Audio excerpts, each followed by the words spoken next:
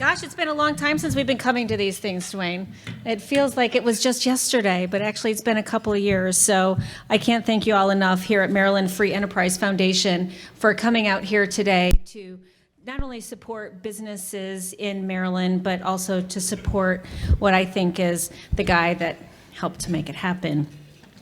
The annual State of Business Address is a wonderful tradition, and I'm thrilled to see that it continues here in October of 2021. It's a way for us to take stock of what's happening in Maryland's business community, the steps our government is taking to support business, and the great things that lie in our future. I would like to thank again, Dwayne, and this foundation for your continued advocacy and commitment to fostering economic development and job creation across our state. We are very lucky to have our partners as we continue to make the Maryland open for business that we've been talking about now for 8 years. The man you'll be hearing from in a moment spent years taking what he'd learned as a businessman and using it to transform the state into a place that actually supports businesses' growth. Cutting taxes, cutting fees, eliminating regulations that stood in the way of job creation, making a commitment to providing great customer service, and showing our clients that we respect and, as importantly, value them and their services. Governor Harry Logan. Harry Logan.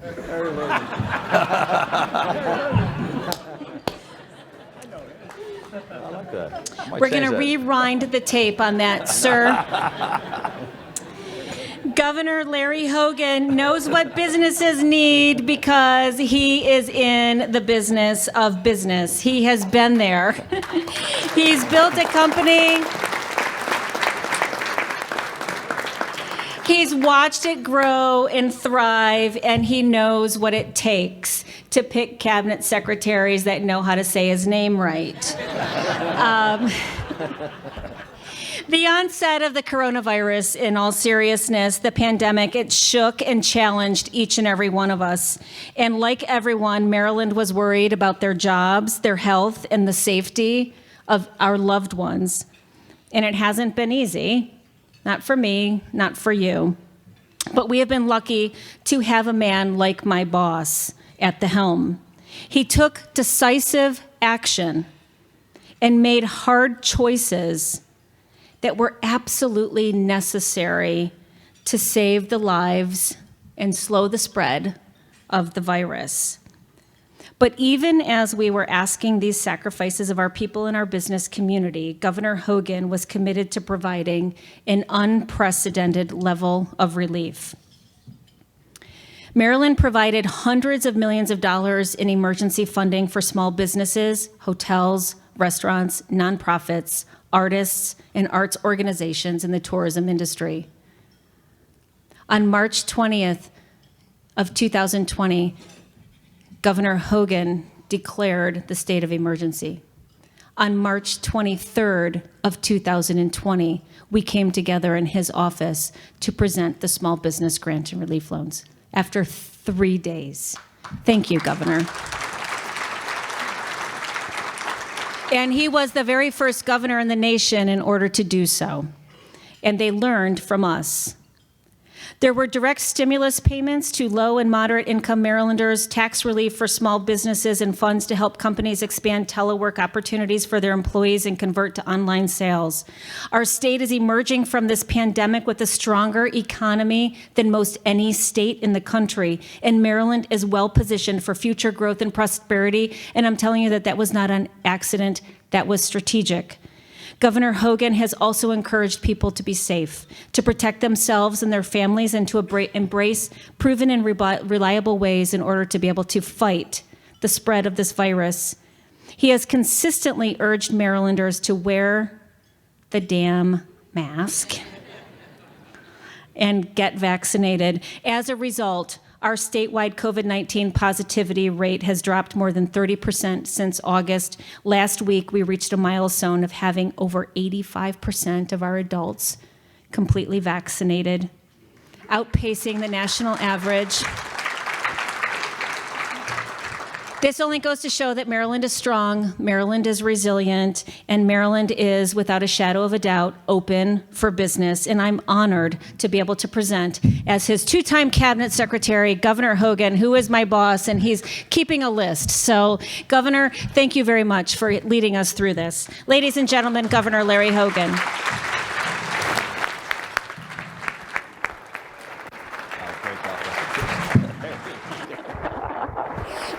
To the best of us. It's all going to be okay.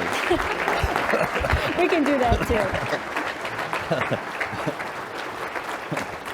Governor, thank you. Thank you. Got your mic on? Boy, I'll tell you what, Shelley did a great job introducing me. Thank you.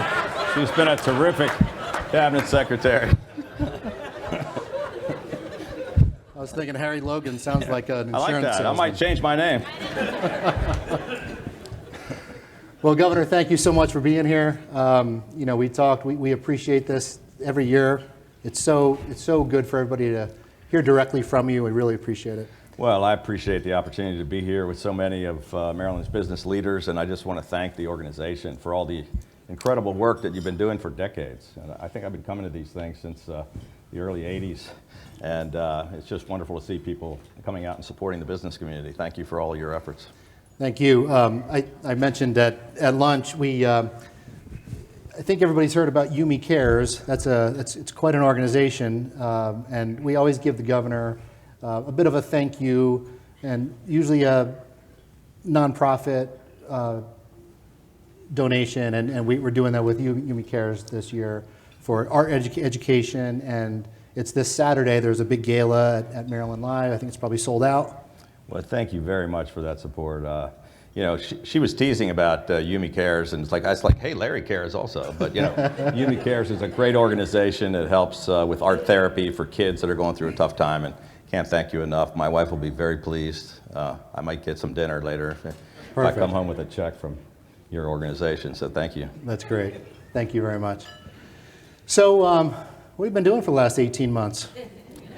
You know, it's just kind of taking it easy. You know, not much happening.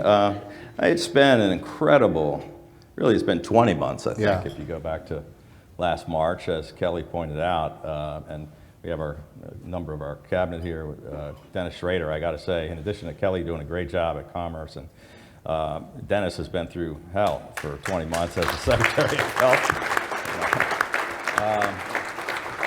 But, you know, that's what we've been focused on, saving lives and livelihoods and trying to keep our economy going. And because we have a terrific team of people that have been working so hard, we're doing really well on both. We have one of the lowest, we have one of the highest vaccination rates in the country, one of the lowest case rates, one of the lowest positivity rates, and we have the fourth best economy in America with the best recovery because we got everybody back to work, which is terrific. What did you learn? I mean, so many ups and downs through that. So first, you know, you went through the riots and cancer and all, and then this. What did you learn about your own leadership and your own growth? How did you change throughout that time? Well, they're all different challenges. You know, I think I did hopefully learn from going through some of those earlier challenges. Maybe I was in a better position to make tougher decisions more quickly. But, you know, what I learned early on, so, you know, 89 days after I was governor, we had the riots in Baltimore, worst violence in 47 years. I had to act and send in 4,000 members of the National Guard and 1,000 police officers. Then I went through that personal challenge with battling cancer, which also took, you know, some struggles, but so many people were behind me in that. We went through a lot of natural disasters and flooding and hurricanes and tornadoes, and but the COVID-19 was in a category by itself. I mean, this was the worst global pandemic in our lifetime. You know, literally everyone's life was in danger. And so we had to make very good decisions. But I think in all of those things, I just surrounded myself with the smartest people I can find. I listen to them, I trust their judgment, and I don't hesitate to act or make decisions. I don't care about the politics. I just did, you know, I had to be the guy in the chair making the decisions, whether they were going to be popular or not. They were going to keep us moving forward, and I think we found the right balance, which is why, you know, we're leading the nation on both, you know, we 17 straight months of job growth, you know, businesses booming, our fourth fastest growing economy in the country, and the the best on COVID. So I think they are hand in hand. We did try to get things right down the middle and get it right. But I'm just a guy making decisions. There were literally thousands of people working day and night for 500 some days to make it happen. I heard on the radio coming in that another latest Goucher poll, you're still incredibly well approved of by the mail-in voters, and that's, if you come through what we've all just come through and you still have that, that's more than remarkable. Well, thanks. I mean, I'm very thankful to people of Maryland who have supported us through good times and bad, and that Goucher poll, we actually went up recently, so it was right? Kind of incredible. But I appreciate the support. We have Democrats, Republicans, and Independents that all sort of approve of what we're doing. I'm sure they don't agree with me on everything. My wife doesn't agree with me on everything. But overall, it's not. People sometimes say, "Well, you're popular." Well, it's not popularity. They might not even like me, but they approve of the job we're doing. That means they approve of what our whole team has been doing for the past 7 years, and so I'm very proud of that. Great. Let's talk about infrastructure a little bit. Start to get into some of the topics. So, you are on were on the executive committee of the Republican Governors Association. You were the chair of the National Governors Association, and in that role, you really championed infrastructure throughout the nation.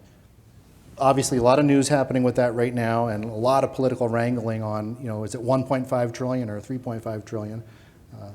Just numbers, right? Yeah. But so, comment a little bit on that and what you see, how you see that playing out, and then let's talk a little bit about infrastructure in Maryland, because I know you're making huge strides on that front. Yeah, thank you. It's a great topic. So when I was chairman of the National Governors Association, the chair gets to pick an initiative to focus on, the chair's initiative, and I picked rebuilding America's infrastructure, and we focused on that. We held summits around the country and around the world and got the best input from the private sector, from people at all levels of government, from academia, and we put together a set of recommendations that I got all 50 governors to agree to, that we submitted to the previous president and the current president and to the Congress and both houses.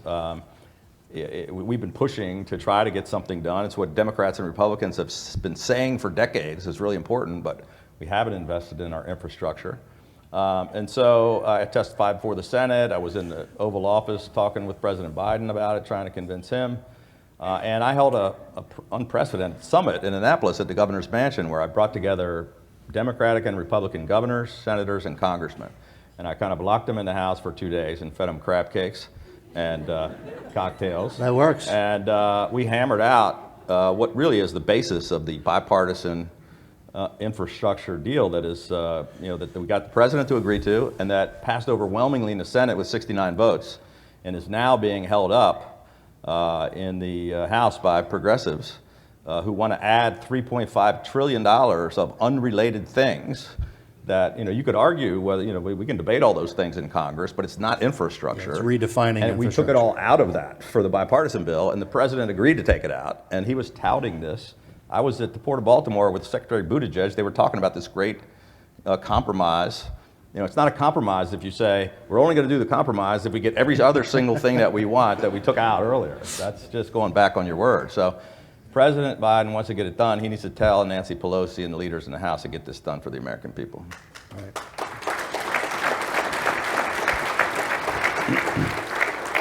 So you mentioned the port, and with regard to infrastructure, we've got a parking lot in the Pacific Ocean right now, and we've got capability here. Can you talk a little bit about some of the improvements that we've made?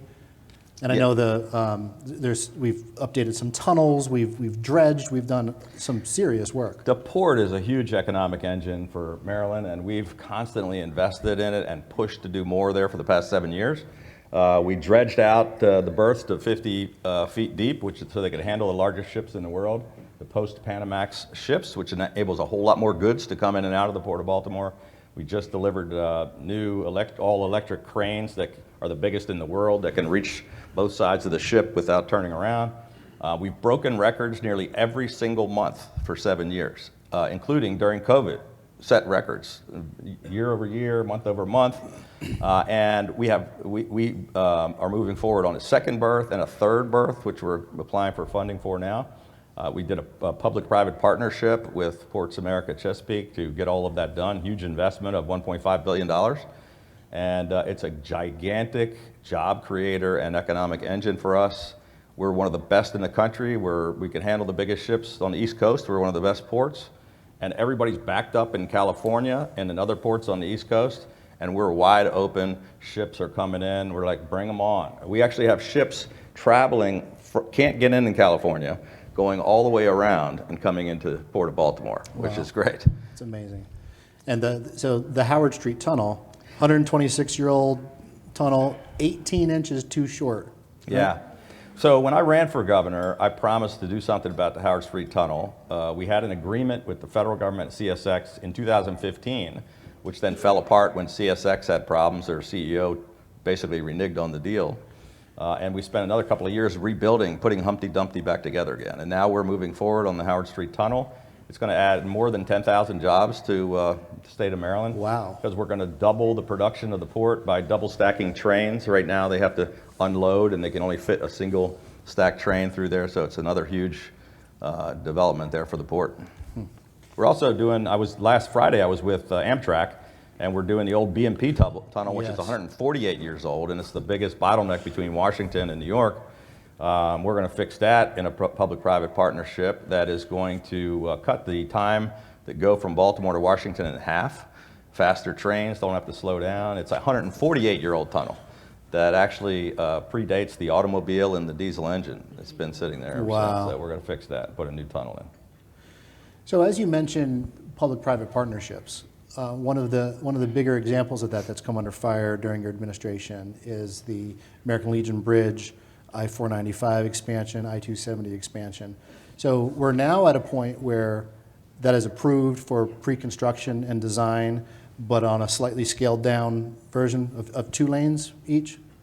It's shortened. Instead of doing the entire beltway, it's just broken into 3 phases. In the first phase, it moved the same number of lanes, but not as many miles in the first phase. Okay. But yeah, this is, you say I hate it when people say it's controversial. More than 70% of the people in the state of Maryland are wildly enthusiastic about this and very much in favor of it. Like we were just voted the most improved state in America for business. That same report, however, said our biggest weakness is the traffic congestion in the Washington metropolitan area, which is the second worst in the country.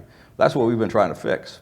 And while they keep writing negative stories about how controversial it is, and there are a tiny, whiny minority of angry, anti, pro-traffic activists, everybody else is like, fix the darn roads.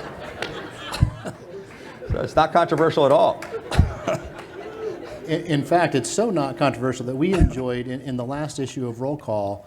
There was a bill, a Senate bill, in this year at the last minute, as work was already started, to stop it and require some union requirements. And the labor unions, the electrical workers unions, several unions were on exactly the same page as us, saying, you can't stop this project. We need this to go forward. This is jobs. This is as many as 13,000 jobs directly for doing the work, which puts together union and non-union labor.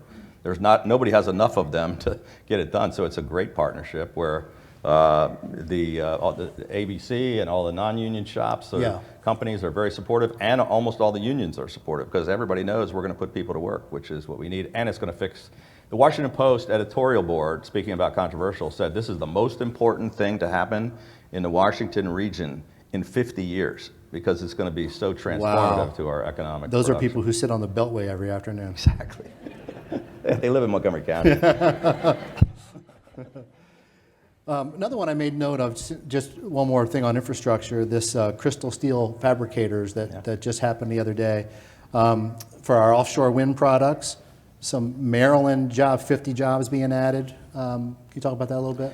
Sure. I mean, this is an example. I don't know that everyone knows what's happening on this front. Secretary Schultz and I were on Eastern Shore. This was a great announcement about a small minority-owned company on the Eastern Shore that's adding 50 more jobs, because we're going to be fabricating steel for offshore wind, for making some of the things to do the windmills.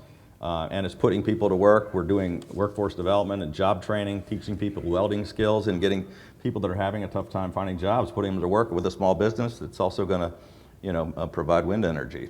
So that's just one example of that kind of thing is happening. You mentioned the Secretary during Labor, how much we've done. We were nationally recognized for workforce development, adding all those apprenticeships. This is a perfect example of the kind of thing where by being creative and innovative and focusing on those things, we can get people really well-paying, trained jobs. Same thing's happening in Trade Point Atlantic with U.S. Wind, who's also, for the first time, we're going to be actually bringing steel making back to Bethlehem Steel after all these years of not people having jobs there. So Yeah, that's amazing. Thank you for that. Let's talk a little bit about crime. Maryland Free doesn't wade into social issues as a rule. We're purely about business and growing jobs. But in particularly the example of Baltimore City, it's a business issue. People are staying out of the city. And I know you've recently announced a big initiative. I see we've got some TV cameras here. They probably want to hear about it. Why don't you tell us a little bit about what's in that initiative and what your plans are? Well, I agree with you. I don't usually wade into social issues either. I ran for governor to turn a business climate around and put people to work. But you're right. This is, Baltimore City is an economic engine for the state, and it's, it's the heart of the state. But it's got issues, problems that we're trying to fix. And two of the biggest problems are, even though it's the third highest funded school system in America, they're not doing a good job of educating our kids. And the other one is that, we have violent crime that's out of control and more than 300 people murdered every year. And there's no question that impacts business and jobs. And people who don't, people are fleeing Baltimore City. It's half the population that it had, decades ago. And it was the highest population in the state. Now it's the fifth highest. And we're losing businesses. Wow. It's very frustrating. We've invested $5 billion into the city of Baltimore, including $1 billion on public safety. But we're still very challenging issues. So just recently, 2 weeks ago, we had a member of the Baltimore City Council who was calling for the abolishment of the Baltimore City Police Department. And that really is what prompted me to say that we want to reform police and make improvements, but you can't improve policing by taking away the funding. Right. It's like saying you want to improve education, but we're going to defund the schools. It just makes no sense to me. So I said, if we want to do a better job of recruiting and getting more diversity and having a more well-qualified police department, we got to pay them better. We have to retain them. We've got to train them and teach de-escalation techniques. We need to buy body cams. All of that takes more investment, not less investment. So we came up with a refund the police initiative where we're going to put $150 million into state and local law enforcement to try to help them take care of just those things. That's great.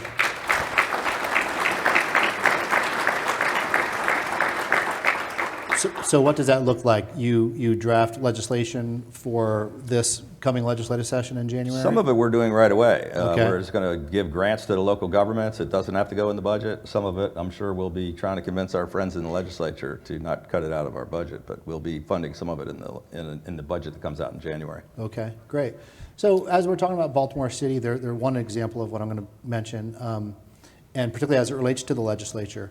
There are a raft of economic development bills and tax credits that are in existence, including your More Jobs for Marylanders initiative from, I think, 4 or 6 years ago. Over this past legislative session and the prior, they've been under attack, all of those bills. And there's been efforts to, quote unquote, claw back those giveaways to those corporate entities.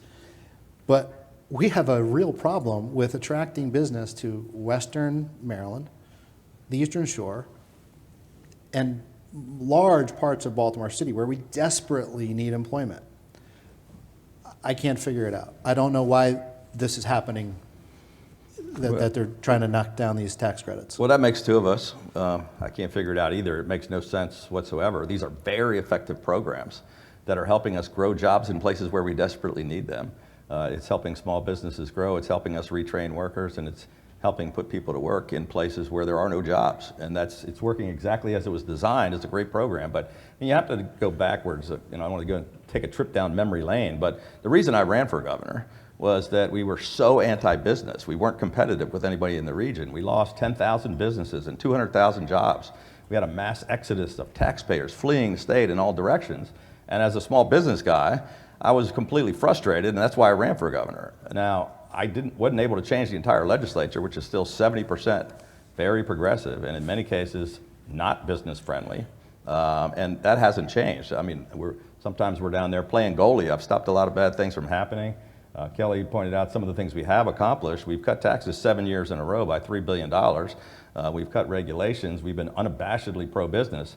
But I can't do a lot of things without the legislature, and for some reason they don't understand. I understand we disagree philosophically on certain things, but this is one helping disadvantaged areas and people who might have had difficulty finding a job to find a job, and it's working really well. And they're talking about coming after it because they somehow equate if it's good for business, it must be bad for people, and that's just not the way things are, which is why I think your organization has to get really involved in trying to convince them. It's one thing to say we don't want to change this, but to take a really well-functioning program and say we're going to eliminate it because we want to kill businesses and jobs, it just doesn't make sense. When we get really wonky and start looking into the economics of intrastate competition, and we look at North Carolina and Virginia and Florida, where when you track the amount of wealth that leaves Maryland, that is where it's going. When we look at the details of that and why, it comes down to really three things, none of which the executive branch can control, unfortunately, and it's all legislative. It's the high personal income tax rate. So we're pushing 9%. One of those three is at 5, the other is at 0. One of the biggest is the death tax. So we have both, we're the only state in the nation with both inheritance and estate. Yep. Yeah, let me talk about that. Yeah, First please. of all, I'm glad you brought it up because, I used to be, this is way before I ran for governor, and even before I started Change Maryland 10 years ago. I was on the board of Maryland Public Policy Institute with Scott and Tom Kelso, I saw here, and a couple of others. And we did the study that was showing why people were leaving the state. And that became the impetus behind Change Maryland, which I started. It was the largest grassroots citizen organization in state history. It's how I got elected governor. And I was the one promoting that. People are fleeing the state because of these, we're not competitive because of the taxes. Miller and Bush were so concerned about what I was saying at Change Maryland that they appointed the Augustine Commission to talk about how Maryland could be more competitive. And they repeated the exact same things that Maryland Public Policy and Change Maryland said and that Maryland Free stands for. And the legislature pretty much ignored all of the recommendations and didn't want to take those steps. But let's not forget, when I came in, Maryland's overall economic performance was 49th out of 50 states. We went to number 6. It was the biggest economic turnaround in America. And while we are still losing some people because of the death tax, because of retirement taxes, because our personal income taxes are too high, I can't change them without the legislature. Right. We've tried for 7 years. But they're going the exodus is really slowed down to a trickle instead of flowing in all directions because we are more competitive. And because our economy is better, we have more businesses and more jobs than ever before in the history of the state. So while some of the taxes are not as competitive, the quality of life is great, and the jobs, and we have the highest median household income in America. So, we've got some good things to talk about. Let's shift gears a little bit. We've got an interesting situation where we're going to have a new governor, treasurer, comptroller, and attorney general. Do we care? Does that matter? Is there inertia there that we lose or gain? I mean, I think turnover is always good. I've been for 30 years, 40 years, a big proponent of term limits. The governor has term limits. A lot of other positions do not. But the fact that everybody's leaving, I think, is terrific.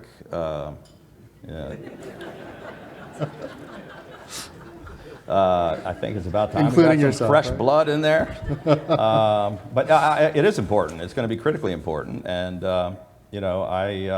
I think it's going to be important if you want to see Maryland continue to head in the same direction we've been heading. You mentioned earlier about the people who approve of the job we're doing.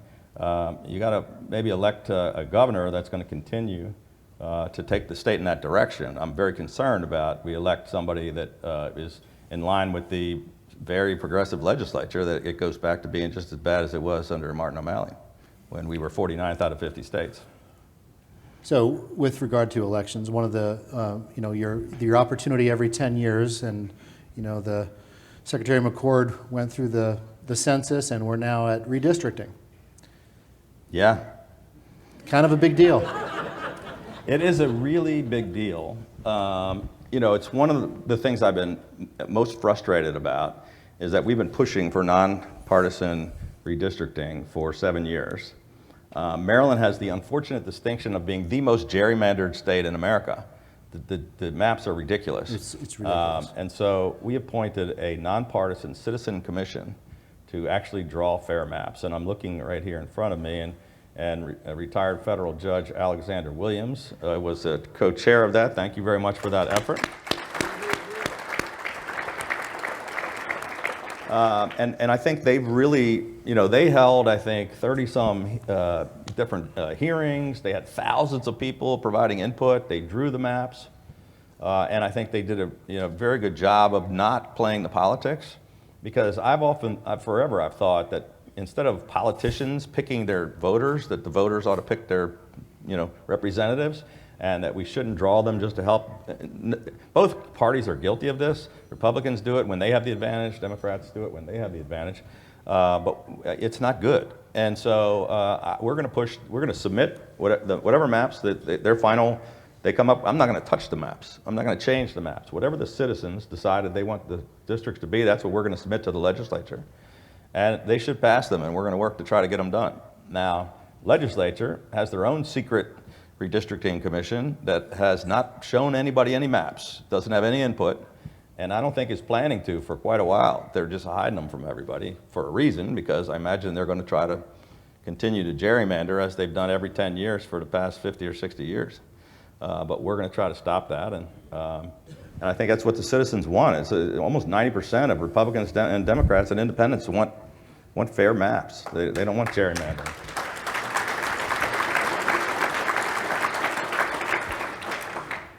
Speaking of that, why are single-member districts so important? Well, most states in the country have single-member districts. Maryland is one of only a handful of states that kind of bunch up everybody into the same district. In some cases, I guess you may have to do something or one particular reason or another, but for the most part, it's supposed to be one man, one vote, and you should be able to pick your representative from your area rather than being jammed in with 3 people that may or may not really have anything to do with you. And is that likely to happen? I sure hope so. I think it's critically important. It's one of the big problems I think we have with our legislature. Yeah. Okay. What are your top 3 or so priorities for this coming year? And I guess let's do it 2 ways, particularly in regard to the legislative session coming up. So your top priorities, and then what your biggest worries are with the legislature. Most of what we do doesn't have anything to do with the legislature. Yeah. So I would say 90% of what we've accomplished happens all year long, 7 days a week, 365 days. But for 90 days, the legislature's here, and that's what everybody focuses on. We spend a lot of our time. I would say I play goalie. I try to stop really bad things, try to keep them from scoring. And then we also try to get some good things done. I think our focus is going to be what it's always been. We're going to focus on trying to leave the state in better shape than we found it. I inherited a $5.7 billion structural deficit. We now have a $2.5 billion surplus. I'm going to try to push those things you were just talking about, cutting taxes, cutting retirement taxes, and try to get that done in this election year. We're going to work on fair maps and nonpartisan redistricting, and because I think that's critically important for the next decade. And we're going to push, try to convince our friends in the legislature to do something about the violent crime.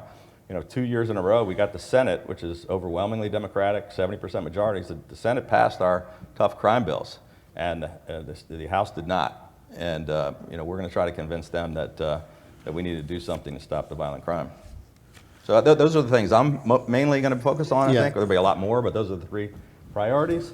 I'm concerned about some of the flip side of that. I think a lot of folks on the other side in the legislature want to do anti-business things. They want to raise taxes. They seem to be more concerned about criminals than victims, and I'm hoping they're not going to try to cut the support for police. And I think they're going to try to gerrymander and create really bad districts again, and we're going to try to stop them. So it seems like there might be a little collision. I try to work together in a bipartisan way and put aside the just angry politics that we see in Washington. But we're going to have some serious disagreements on major issues. Sure. So we've got 14, 15 months left in the term. 90 days of that is going to be spent with the legislature, and we'll try to get some things done together with them and reach across the aisle. Great. What about this $2.5 billion surplus? My concern is it becomes mandated spending of $2.5 billion from this point forward. My concern is that we return as much of it as possible to the taxpayers so we can put it back in their pockets where it came from. So, I mentioned that we cut taxes 7 years in a row, including the largest tax increase in history this year in January, which I got nearly unanimous support in the legislature on, which was great. We were helping, people at the lowest end of the economic scale, struggling businesses, struggling Maryland families, and that was a great start. But we want to do more to. I want to eliminate the retirement tax. I want to try to have more assistance for people that really need some more help by letting them keep some of their own money. We're going to shore up the rainy day fund and put more money in there, because the next time we have a crisis, I don't want to have a $5.7 billion shortfall. I want to have some money in there for the rainy day, which is why they call it a rainy day fund. Then we're going to do some things that I think are going to help us continue to have this great economic recovery. What's your take back to when we were talking about infrastructure? I keep picturing that that scene of Senator Sinema being chased into a bathroom because she was being hounded by her left flank for being a reasonable, common sense moderate, if that sounds familiar at all. I haven't been hounded into the bathroom. Well, there we go. The day's not over, though. What is your take on the national front in particular? I mean, we have it here in Maryland. It's on the national front. This extremism and the ability to have people like you leading. Well, on the specifics on Manchin and Sinema, I mean, the bill already overwhelmingly passed the Senate, and every Democrat voted for it. So the progressives are trying to change that argument by saying they're somehow holding up. We're talking about infrastructure versus some other bill. So there's no reason for them to be hounding them anyway, because the vote is all in the House right now. So they're harassing the wrong people. Look, I'm disgusted by politics. I have been for a long time. I mean, I ran for governor because I was completely fed up with politics. Yeah. And it's gotten much worse. And it's both Republicans and Democrats. It's the people on the right and the left are so out of touch with the average person in America. We just can't continue. Our democracy can't continue to do this, where the right and the left is angry, divisive rhetoric, this divisiveness and dysfunction in Washington where they get nothing done. While we disagree, and we have some spirited disagreements here in Maryland, we have gotten things done across the aisle. We've got a lot done in 7 years. Sometimes it takes a little more listening, and compromise is not a dirty word. Sometimes you got to be willing to work with the other side, even if they disagree with you, and I think we've done that. I can tell you, when working with the governors, leading the governors, as the governors were leading through COVID, we got a lot of people to work together. Yeah. Unlike in Washington, where nobody, you can't even talk to another person without getting attacked by your caucus while you're talking to them. They're the enemy. And I think we have to get to a point in America where we can disagree respectfully, and we can have passionate debates without questioning someone's patriotism or attacking them as a person.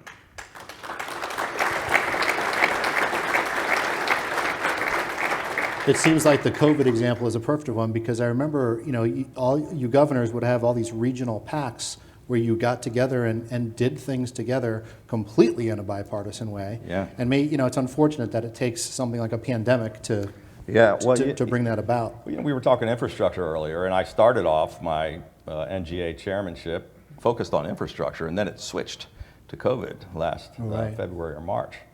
And I led 60-some Zooms with all 50 governors and the president and or vice president and the whole coronavirus team. And we were literally every day saying, this is what we need.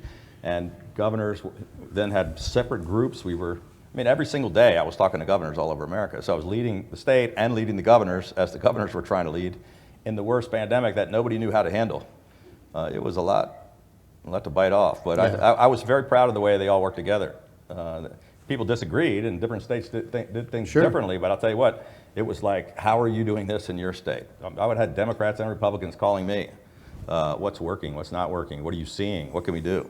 And we shared a lot of best practices and suggestions and ideas. It was a small bright spot in our democracy to see people willing to work together like that. Yeah. And maybe we can bottle that and send it down to our friends in Congress. I don't know. I don't think that's bottleable. What? No one will forgive me if I don't ask the question. So you're almost done with this term. Plans for the post-gubernatorial time? You know, I really am focused on this current job. Yeah. Look, people elected me to be governor. I don't really like it when, you know, sometimes people ignore what they're supposed to be doing to look at whatever the next job is going to be. And so I'm trying to stay focused. I got a day job. They're going to make me do this until January of 2023. So I don't think I should be off doing anything else, and I think there's plenty of time to worry about the future. I really don't know what I'm going to do. That's the honest truth. I'm just going to run through the tape. I'm going to try to land the plane. I'm going to keep giving every single day everything I've got, and I want to just leave here leaving the state in a better shape than I left it and be the best governor I can be. We love that.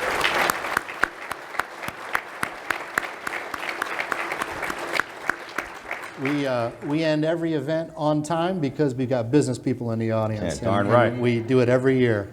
So we've got about another minute. If you'd like to just sum up with anything I haven't asked you. Well, I just want to thank you, Dwayne. Great job, by the way. Thank you. Don't you think you did a good job? You know, I want to thank our cabinet secretaries who are here and other members of our team from the administration and the ones who aren't here, because I'm telling you, they were already working hard, but during this past 20 months, they should get combat pay because everybody worked. I want to thank them. I want to thank the business community. Look, we're down there trying to do our best that we can, but it's not easy, and we need your help. That's the thing I'll say. Being engaged and involved in Maryland Free is important. And when the legislature comes in town for 90 days, you got to get down there and testify. There are people on the other side are testifying. Sometimes the business community, while I think most people would support, small businesses and creating more jobs, they don't always, the noisy ones, sometimes the squeaky wheel gets the grease. And there's a lot of people down there making noise that aren't sitting in this room. So I would just encourage all of you to pay more attention to politics. It really matters. Who you elect to the legislature matters, the people that you pick to be your leaders. And just thank you all for caring enough to be involved, that you come out and join this organization. And thanks for all of your support. Appreciate it. Great. Thank you. Appreciate your time. John. You can head on right out that way.